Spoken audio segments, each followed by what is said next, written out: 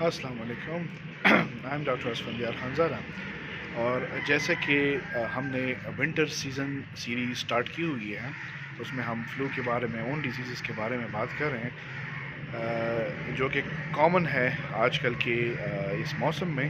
تو پہلے ہم نے فلو کی بات کی اور کس طرح اپنے فلو سے بچنا ہے. اور اب جو ہے ہم بات کریں گے، تھوڑی بہت بات کریں گے، ڈیٹیل میں نہیں، نمونیا کے بارے میں.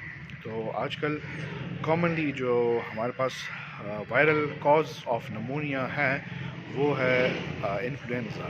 اب انفلوئنزا جو ہم فردر ڈیوائڈ کرتے ہیں انفلوئنزا اے، بی اینڈ سی میں.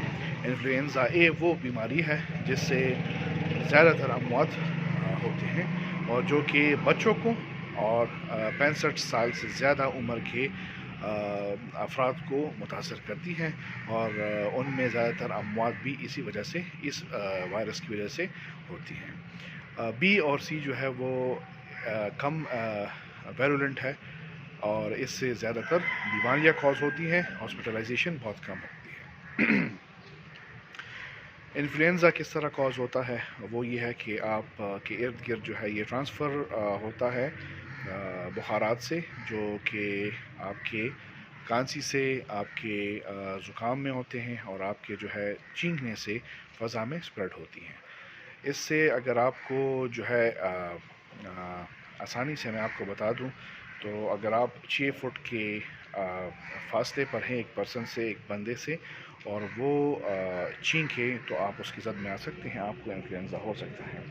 اس میں اگر آپ ٹریول کریں بس سے، بی آر ٹی سے یا ٹرین سے، جو کہ کلوز کمپارٹمنٹ ہے، اور اس سے آپ ٹریول کریں تو اس میں بھی اگر کوئی کھانستا ہے تو اس میں آپ کو منتقل ہونے کے چانسز بہت زیادہ ہو جاتے ہیں. اگر میں اور بھی آسان کروں آپ کے لیے تو یہ وہ بیماری ہے جو کہ ایک دفعہ گھر میں اندر ہو جائے، داخل ہو جائے، ٹھیک ہے، تو وہ آسانی سے پیچھا نہیں چھوڑتی. تو اس کے بارے میں اب نیکسٹ ویڈیو میں ہم اس طرح کریں گے کہ ہم اسے ڈیوائڈ کریں گے کہ لیس ویرولنٹ کاز ہوتے ہیں، زیادہ ویرولنٹ کاز ہوتے ہیں، اور کس طرح اس بیماری کو گھر میں ٹریٹ کیا جائے اور کب ہم کو ہسپتال جانا چاہیے. ٹھیک ہے، تو wait for next video. Thank you.